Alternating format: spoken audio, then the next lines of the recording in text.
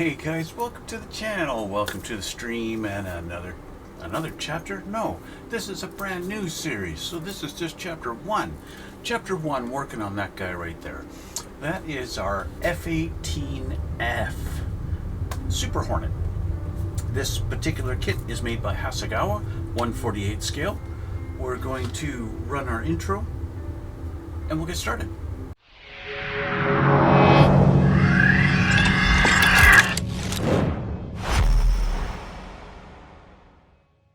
So we are going to start this build. We're going to build this F-18 here by Hasegawa. F8. This is the I can speak. I really can speak. I'm born and raised in an English-speaking country. I can speak English. F-A-18F. Okay, Super Hornet. So this one is basically the Jolly Rogers version. You know, in the Navy there, you get the Jolly Rogers. They started off with F4 Phantoms, and they moved up to the F14 Tomcats, and then we got F-18s and the Jolly Rogers. So I have an F4 Phantom in the Jolly Rogers. You guys watched me build that. I believe I built it in the same time that I built the two F4 Phantom kits. One was a Korean, and one was the Jolly Rogers, the American one. So if you like, you can check that series out. But I don't have an F-18 in the Jolly Rogers. I know I'm kind of doing it backwards. I want to have one of each particular generation. I want to have the F4, the F-18, and the F-14. But the F-14, that's going to be a totally different build, and that's going to be a big build, and I'm saving that one, okay? I'm saving it, okay? We're going to do the F-18. So we're going to go through the box, see what we get in the sprues, have a look at the instructions, go over what the plan is a little bit, which I've kind of already given it away a little bit, but I'm going to go over that and we'll see. So let's go through all the sprues. I've already opened the box, and so let's go through these. I will change the camera so you guys can have a nice little look at them before I paint all these things black primer, and then you can't see all the details. So let's just go through these, alright? So first one out of the box here, we have our clear sprues. I'm going to leave these in the bag until we are ready for installation. Looks like our canopy is one great big long piece, and looks like I've got a parting line in the center. I'm going to open up the bag here. I want to take a look here. Let's grab my scissors. I want to take a look at this. I believe I have a parting line that I'm going to have to clean up. You know, some kits you have these parting lines, and some kits they don't. So it really depends on the kit and the plane. So we've got a few poly caps in here. I imagine those are going to be for missiles. We have the forward part of the canopy is nicely protected here, but we have our main body of the canopy sitting here like this. Just going to bend that down a little bit. Yeah, so there is a parting line in the center. You can see I got it right in a perfect angle there. The camera was focused. There we go. That parting seam going all the way down the center of the canopy. So we're going to have to buff that out, polish it out, and get rid of that. And a couple of little lights and their heads-up display thing, and then I don't know what that is. Yeah, so anyway, that's our clear parts. I'm going to keep them in the bag for now, just for protection. I'll leave the poly caps, actually I'll leave them in there. Okay, so there's our clear sprue. What's next? First one out of the bag. Hasegawa had only one bag, which is nice. Don't have like 14 bags to open up. This one is obviously our ordnance. These look like fuel tanks, parts of missiles. Oh, these are going to be fun. We got to do all the fins on all of our missiles. That's great. Engine nozzle here, just one, so I'm assuming we've got two sprues with the same letter designation. Now, another thing I like to do when I go through a kit, if I can find my Sharpie, come on out of there, I like to write on the sprue the letter. This happens to be sprue letter R. I like to do that on there, just so that I can see it easier when I go to grab it out of the box. And just in case it happens to be upside down in the box, I can do that. I do it on that side too.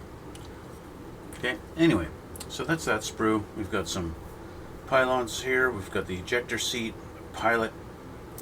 I'm not sure if that might, I think that might be for our rear stabilizers or something like that. A little bit of detail on our intake and exhaust fan. One wheel, two wheels. Are they halves? Oh, they are halves. Well, this one is anyway. A wheel half. Where's the opposite side of that wheel? Where's the other half of that wheel? That ain't it. That's a fan. Okay. All right then. All right. Let's go to the next sprue. Next sprue is identical. So we actually get two ejector seats to play around with and two pilots, even though this particular F-18 is a single seat. I think. Am I? No, it might be two pilot. This might be a two pilot or a two-seater. Maybe. Okay, so identical sprue, two R sprues. Okay. What's next? We have a sprue of wings. A sprue of wings. Not much to say here except it's broken here. This is the B sprue.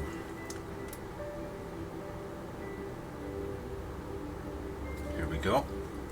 Flip that over. B. Alright.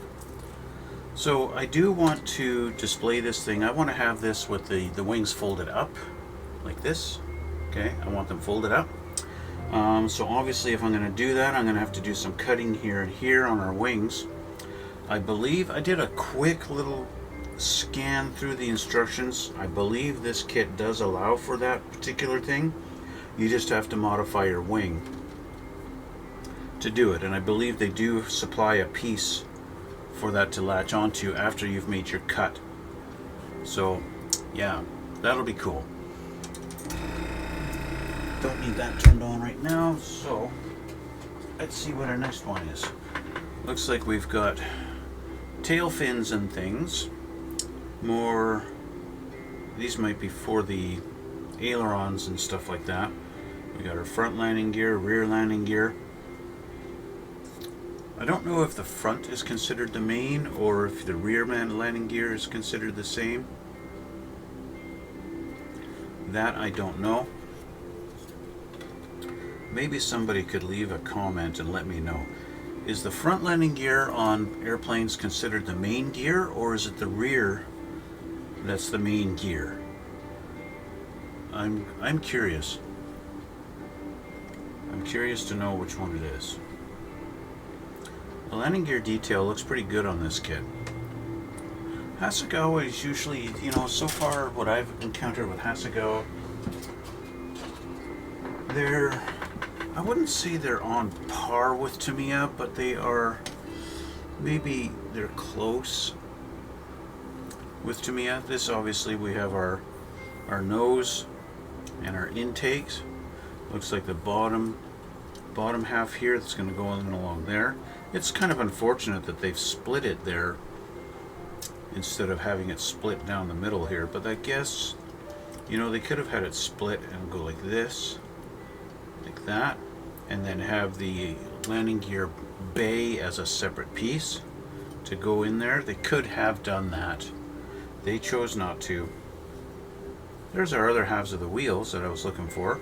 It's kind of a random sprue to put them on, but at least we have them. This was the F tree. This is my effing tree.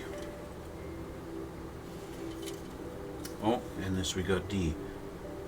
So this is going to be this is something that usually screws me up when they have different letter designations on the same sprue. Usually really screws me up. And of course this is, here we go like this, see?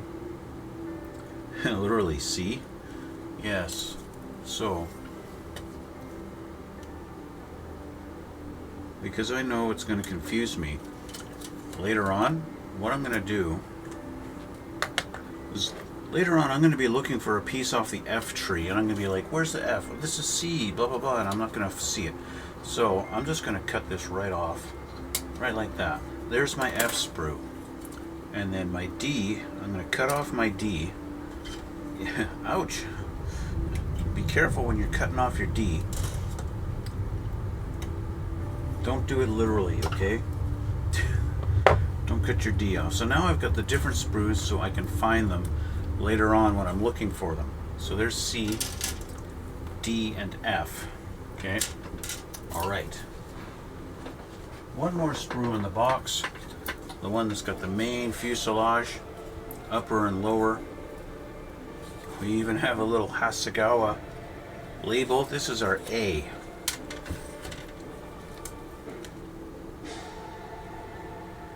The A sprue. This is A sprue. Okay, just in case you didn't know, this is A sprue. And it looks like we've got other parts of our intakes here. And just a couple of other little bits. These look like the sides of the intakes that kind of run along here, or maybe they go on the inside channel. I don't know. I don't know. Looks like more weapon pods and landing gear bay doors, it looks like. Possibly. Very possibly, yeah. That's definitely a landing gear bay door there. Yeah, it's probably what all of these are. Yeah. Oh, and our instrument for cockpit. Alright. So, that was the last of the sprues. And that's it. So, oh, and we've got a great big decal sheet. We got a nice big decal sheet here for our F-18 with our, looks like we got more than just the Jolly Rogers. We've got the other, I don't know what the other designation is. I picked this kit specifically for Jolly Rogers, not for anything else. We've got decals for our cockpit panel details. So it'll be interesting to see how our actual cockpit detail looks, considering we've got decals to go on them instead of physical little knobs and switches and stuff to paint. But it doesn't matter, because I'm going to be cheating. I'm going to be using this little guy. This is from Red Fox Studios. This is a resin quickset.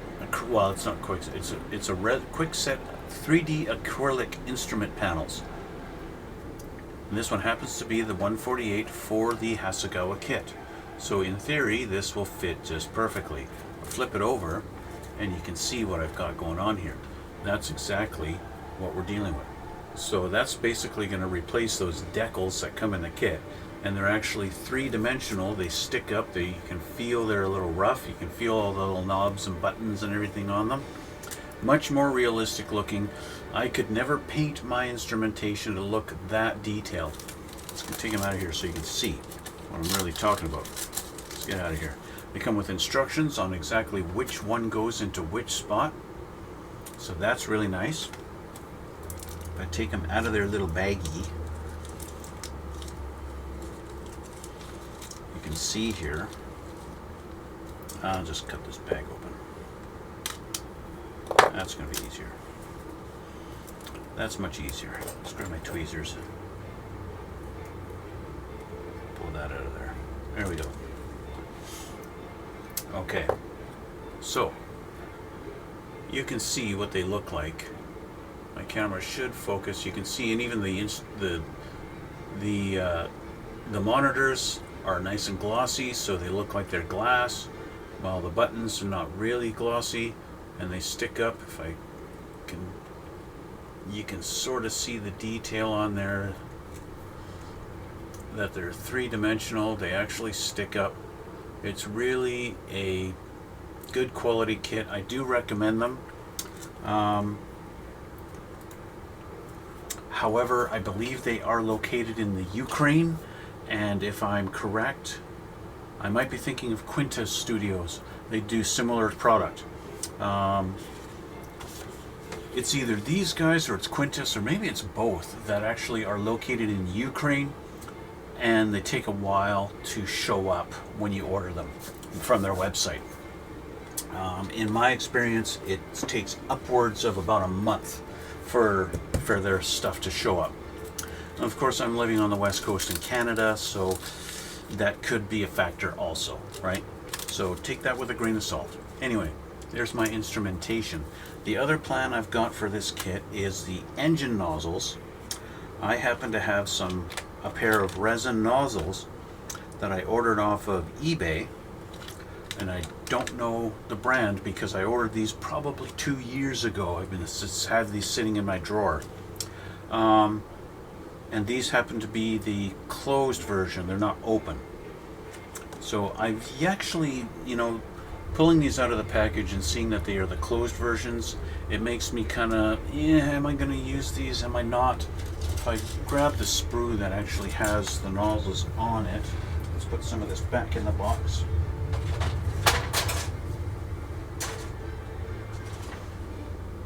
I'm actually going to leave a couple of these sprues out because I know cockpit is usually the first thing we do with airplanes. Kind of like when you're building a car model, it's almost 99% guaranteed you're going to start with the engine, right? With airplanes, it's almost 99% guaranteed you're starting with the cockpit, right? And it's usually the ejector seat in the cockpit that's the first thing you build. But we can put things like the wings away, and I'll leave the sprues that have ejector seats and cockpit stuff on here, but I wanted to show you the nozzles. I wanted to show you my nozzles. So let's just compare. Here's a kit nozzle right here. Let me just take it off the sprue so it's not so big and bulky. Okay, we'll take that off the sprue here.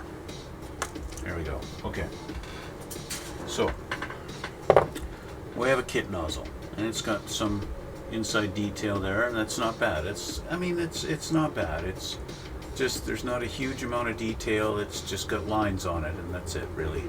And that's it. There's really nothing. Okay, now we grab the resin one, and the resin one has the detail on the edge. The fins are a lot more detailed in their configuration, right? Just the detail is that much better, right? You can see the tip there, definitely it's got some real detail going on there. And then of course the back is like, well, you don't see the back anyway, but it's got the same thing. And they are the same diameter, so it's been made to proper scale for this kit. It's just that the resin one looks to be a slightly smaller diameter on the tip, but I think maybe just my eyes are deceiving me because it's thicker. Imagine if I were to get a caliper and measure the inside, the ID of this hole, it's going to be smaller on this one because it's physically thicker here on the edge, right? It's physically thicker there. And that's why I'm thinking, oh, it's closed, and no, I didn't want closed, I want open. But no, it's just my eyes are being funny. So this is how they came. They came in each their own little bag, and when they shipped them like this. I guess they printed them with this little cage around them so that you can see. And so this does say, they've got some writing here on the side. Number 480402 148 F-18E-FG nozzle, close A2. So these are the closed version. I kind of like the open version myself, but it doesn't really matter. So how do you get it out of the cage? Well, you can just grab your little nippers and go like this.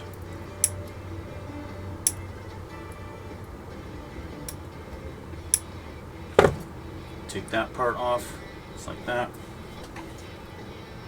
And then you do a similar thing, go around the edge. Now, I did this with this one. I just went through and I snipped all these little supports. You can see all those little supports holding on to it there. I just went through and I went clipping them all. But unfortunately in doing that, if you look at that edge, you can see where it broke. Because it was so thin, it actually broke. So that's not good. We don't want it breaking. That's kind of the nature of a lot of resin things. Let's get rid of these for a second. So I'm going to grab my favorite tool for working with 3D printed resin things. This is a hand boost ultrasonic knife. This cuts through resin like it's butter, with hardly any pressure. I just sit on it and it will cut through.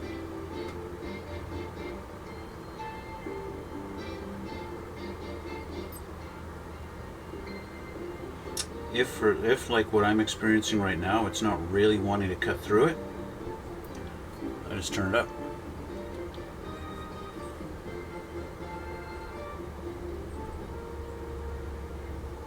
Still doesn't want to cut through. I don't know why. Why don't you want to cut through?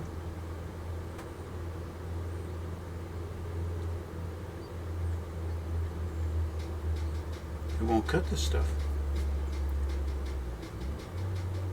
Oh, there we go. There we go. That's just using the wrong part of the blade.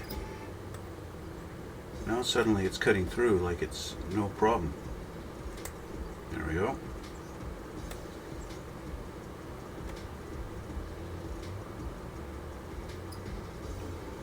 One thing I will say, these blades are really sharp. And then of course this blade technically is vibrating, you know, at an ultrasonic level. Hey, how about that? Because it's an ultrasonic knife. It is vibrating ever so slightly, and so it is easy to cut yourself. And although it does cut plastic, it really, what it does, because it's vibrating so much, it'll actually heat and melt the plastic on you as it cuts through it. And I've found it's not a good tool for plastic because it's cutting it melts the plastic on you. I think this is my last one to do. Yeah. Okay. Let's shut her off. So I've done around the perimeter. Now I want to try and twist. A lot of times resin things, they come off their supports by twisting. Okay, that's why it didn't want to cut. I've got double row of supports on here. It's actually really, I've never experienced this before, the resin being so glossy smooth like that, while this is not. I wonder if this is not resin. I wonder if this is filament. It could be filament, and that's why it's like that. I'm starting to think this is a filament.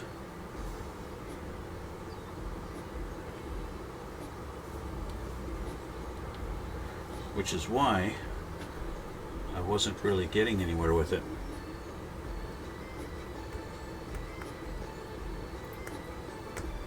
Just going through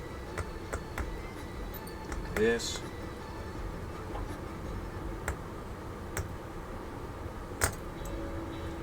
Sometimes it goes through like just like butter, right? So now I want to get into these inner ones.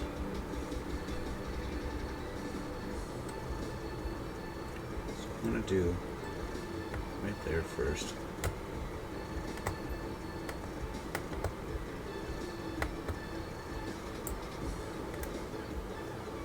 For the inner part, I'm not so worried about getting them right up against the edge just yet.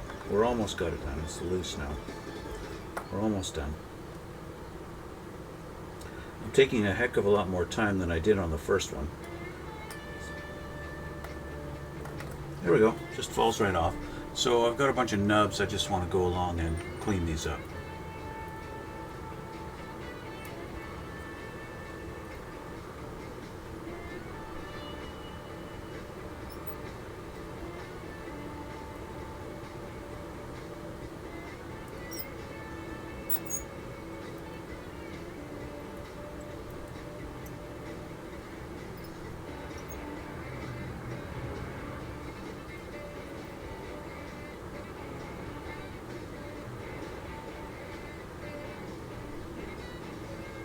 There we go.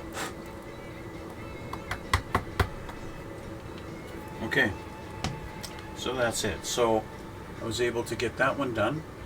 That's not perfectly smooth, but a little bit of sandpaper. Just rub that on some sandpaper like this, and she'll be good to go. Okay, so that's done. I can put my knife away. My wife got me this thing for Christmas, and I love it. Yes, very nice tool. Works great. It's funny, it was around Christmas time. I was seeing a lot of advertisements on like Facebook and Instagram for that particular thing.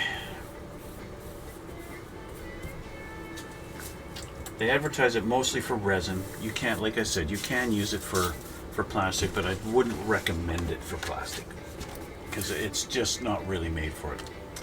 I'm just gonna take some really fine sandpaper and just do this. Turn it around a little bit, just to smoothen up that edge. And I'll do the same on this one, which I already did, but I didn't sand it. So just get these ready.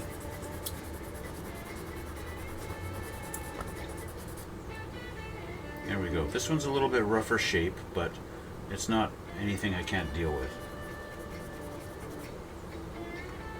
There we go. Okay, so there's our two exhaust nozzles. I'm not going to use the kit ones. I'll just throw this back in the box. Let's have a look at our instructions now. Actually, I need a sip. I'm thirsty. I'm thirsty. I'm allowed to have a drink.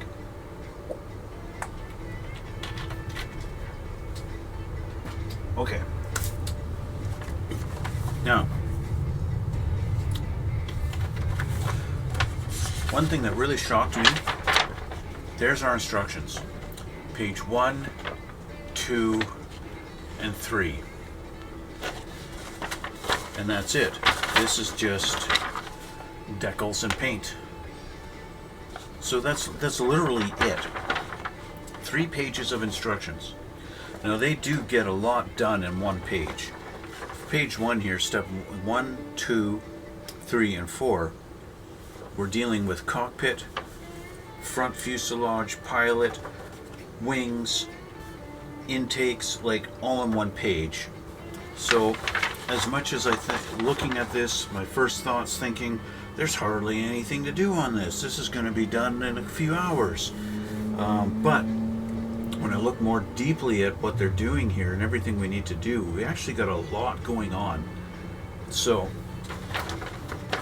there's that. So another thing I do this all the time, is I go through our color call out. It's usually on the first page. So every color that they show, and I'll go through what colors we need, and I'll go through and I'll just write down in the sections every color that it calls out for, and I'll write it in there so that I'm not looking at just numbers, so that I know number 1 happens to be white, number 2 is black, right? Something like that, and so forth. Like what's number 317? Who the heck knows what that is? I don't want to have to keep flipping to the front of the book every time. I want to know right here on the page what color this is supposed to be. And in my case, 317, I'm going to be using Tamiya's XF54, right? So, anyway, with that being said, if we go to the back here and we look, what are the 2 main colors of these planes? Well, we've got a lighter gray and a darker gray, okay? Darker gray being on the top and the lighter gray being on the bottom, okay? So I'm going to be doing ghost gray, okay? I'm going to be doing light ghost gray on the bottom and dark ghost gray on the top. That's the 2 colors we're going to be going for. So I happen to have them in Tamiya's colors. So the light ghost is LP37 and the dark ghost is LP36. So LP37 and 36. And you can see on the lids they definitely do look. The light ghost gray looks like it's a little bit of a light bluish tinge. I mean, they both kind of have that bluish tinge. But the lids don't do them real justice. You can see that's more accurate color sitting on the bottom there. It's subtle, but you do notice it when you actually paint them, right? So anyway, there's that. That's the colors we're going for on this plane. Except, of course, for the tail fin, of course, it's going to be black because that's your signature Jolly Rogers. So I guess the other colors that they have with the decals on this kit is the VFA 102 Diamondbacks instead of the Jolly Rogers. But I'm doing Jolly Rogers. That's what we're doing, okay? Just like that. All right. So let's have a look and see what step one actually is. I've got to fold this over in a way that I can sit this on my desk with the correct page open. In fact, I'm going to fold this in half.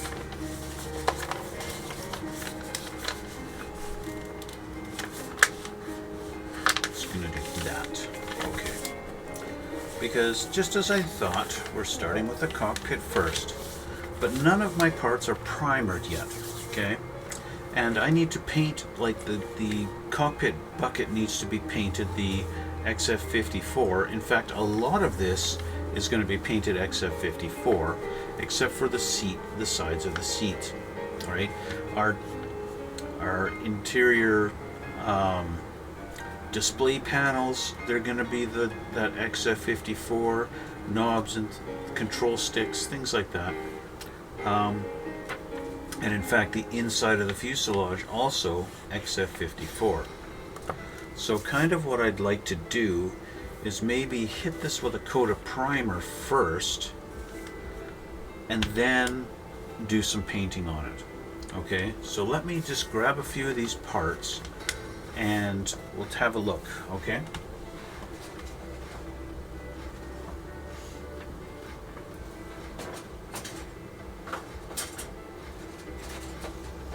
It's funny, I said I was going to leave the cockpit out. So let's get our fuselage, C12, C5, C14, and I guess C17.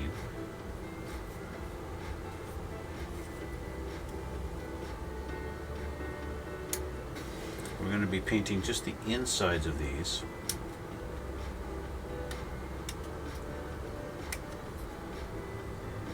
I just want to hit them with a coat of primer. Actually, I'm just going to spray them while they're on the sprue. I'm just going to spray these quickly with primer. I'm just going to do a quick little Mr. Surfer 1500 gray. Do a quick little shot on this stuff.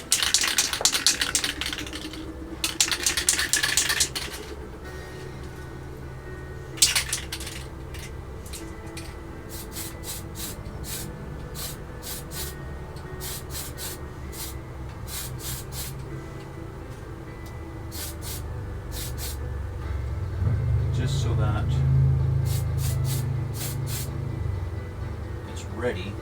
So it's really hard to tell. It's painted gray. Well, it was molded in gray, so how can you tell? Well, eventually this will turn real flat color and have no sheen on it. But yeah. So yeah, I just wanted to get some of that on there, and we'll get to painting in a little bit here. But I need to primer it first. We need primer. So similar fashion. Now the seat, I'm going to primer in black because it's going to be black anyway, right? And then our seat cushion, which is this guy here, that is supposed to be, I believe, khaki colored. Khaki green, they call it. Khaki green, number 54. Khaki green. So they want that green color.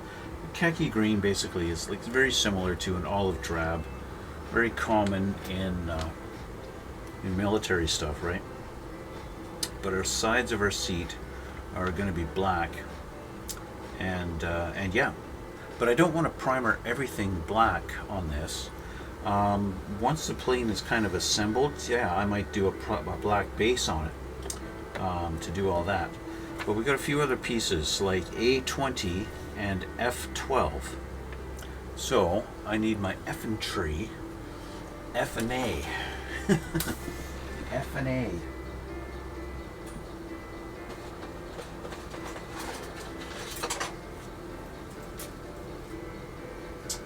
What one was this one? Where's my number on this? That's B, okay. K, B and K.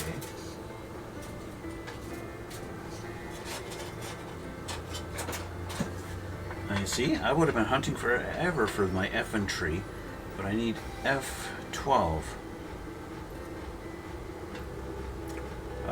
What I'm going to do, we're going to spray this with primer. Okay? I'm going to hit that with some primer too. Where's my primer? I'm actually going to just grab an alligator clip here and go bing so that I can kind of hold it away from my hand.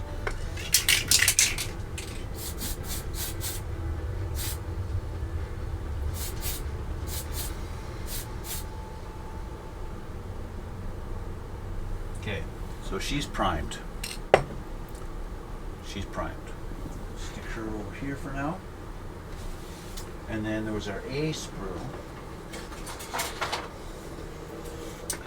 A-20.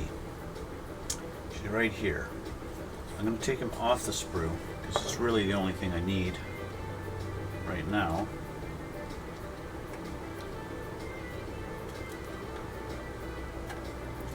Bingo. Okay. Now, this seems to have a little bit of detail on it. We can see some instrumentation going on there. But we're going to be putting on these instruments. So sometimes, in order to put this stuff on, they want you to file down all the detail on this perfectly smooth. And it should mention it in the instructions. Let's pull this out of the bag here. Usually they'll mark them out. Yeah, see, they show right here. Attention, the blue parts are not smooth. Please sand them first. So they want you to sand those sections down smooth in order for your acrylic pieces to sit. And of course they're all separate, so they need to sit on there good. So what I like to do in order to get them smooth is put them back in the bag. What? No. I like to use a file. File them down. And it's a bit shame. The first time I ever did this, I was like, I really hope this stuff works out, because if I file that down to nothing, I'm really screwed, right? But as I've found out, you don't have to worry about that much. You just make sure you get them smooth.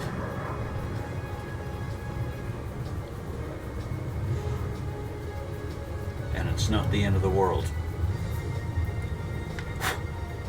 And of course, a file makes short work of it. A file makes real short work of all the detail. Now I'll have to do this on the other instrument panel too. And as soon as it's basically like 99, when you've got all your detail like 99% of the way gone, that's all you need to do. That's good enough, right? So that's smooth.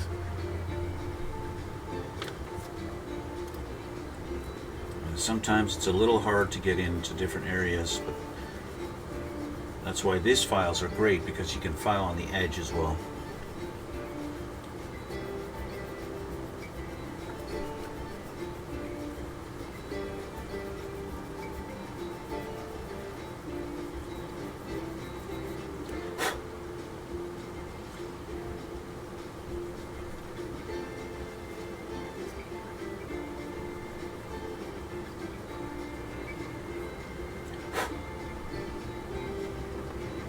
Want me to do this center section too.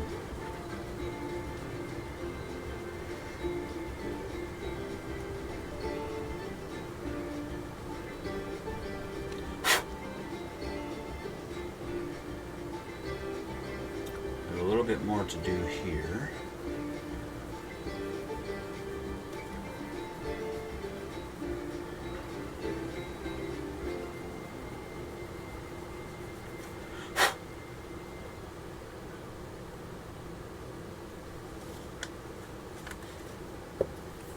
Sure I got in there.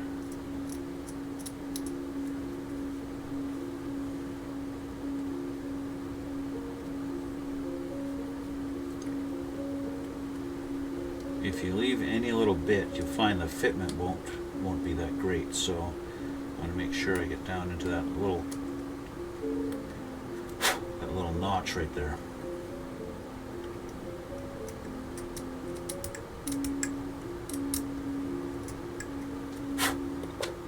So there we go. Look how detailed that is. Isn't that fantastic?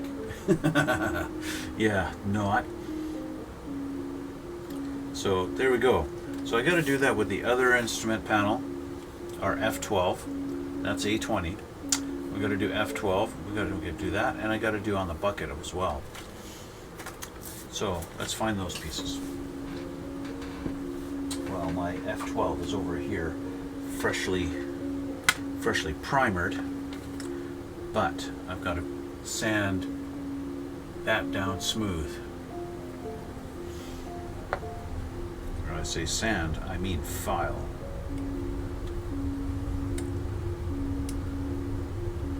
But unlike the A20, they only want me doing the top two pieces and not this. So that's good. Thank you very much. So let's do this lower section first.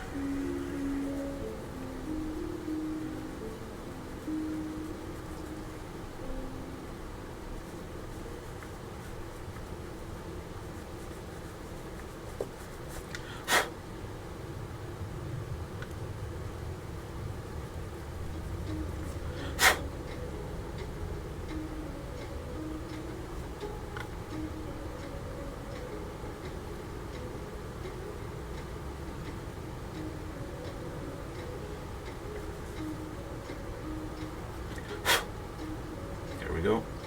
And the top one, of course, these you can use a flat edge.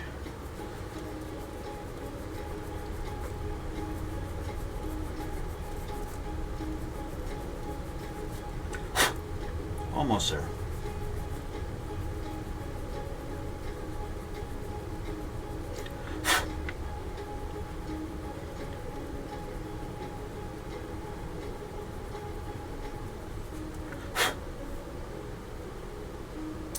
% of the way. Let's get that one little edge there. Done. And that's that. Okay, so that little wrecking of those two panels is finished. I'm going to grab the bucket. That's off our C tree. Where is our C tree? Here we go. Our C tree's primer, but we're going to take this off.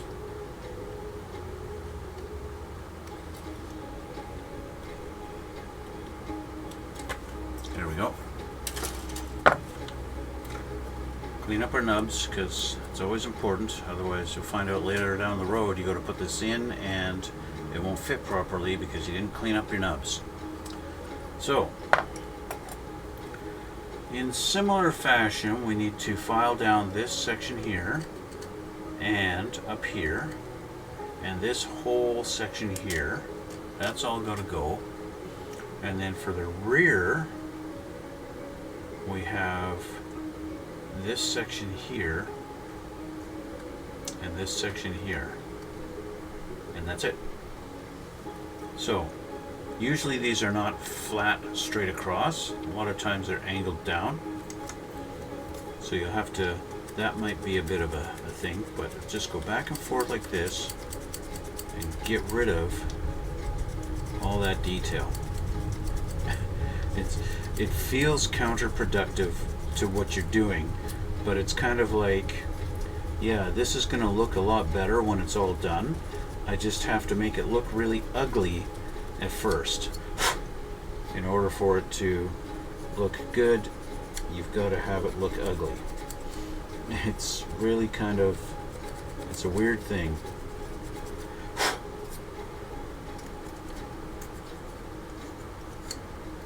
It is a weird thing, but it's just the way it goes. And we got to do our forward edges also, these two little edges here and here. Those need to be filed also.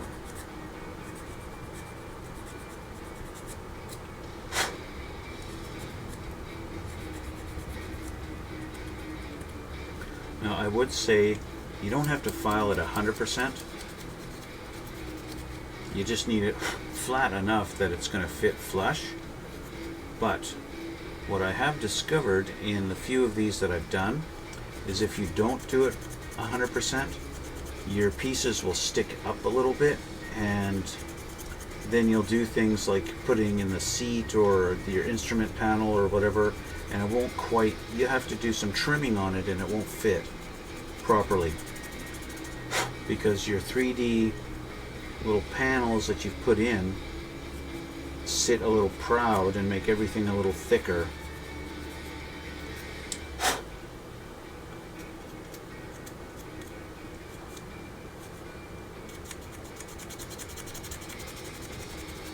So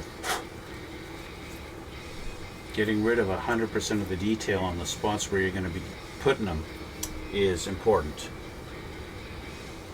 You got to do the same on the back. You've got to do these more vertical panels too. I'm almost running out of time here. It's been almost an hour already.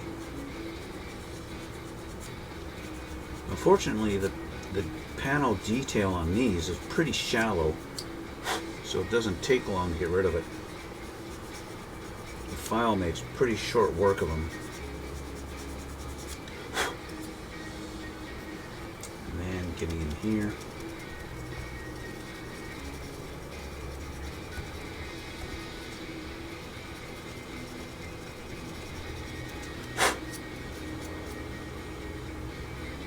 That's looking pretty good.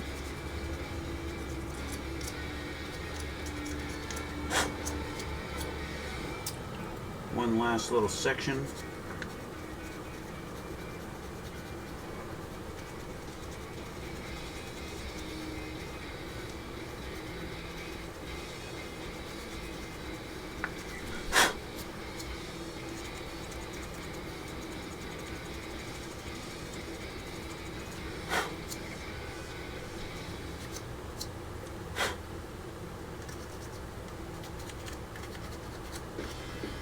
And that looks like we're done.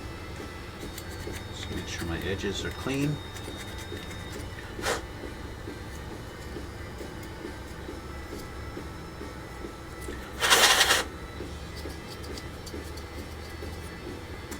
And there we go. We went from having lots of little, well, I wouldn't say lots of detail, but we went from having some detail on here to having none now.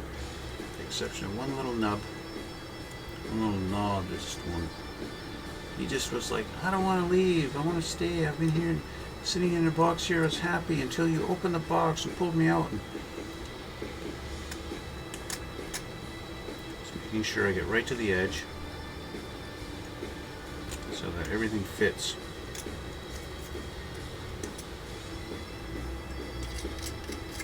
Now, I've gone and used a file to do this. You could use a knife. You could scrape it all the way until it's smooth. That is up to you. You don't have to use a file if you just don't happen to have one or something like that. Okay, so there we go. There's our now very, very smooth and non-detailed panels.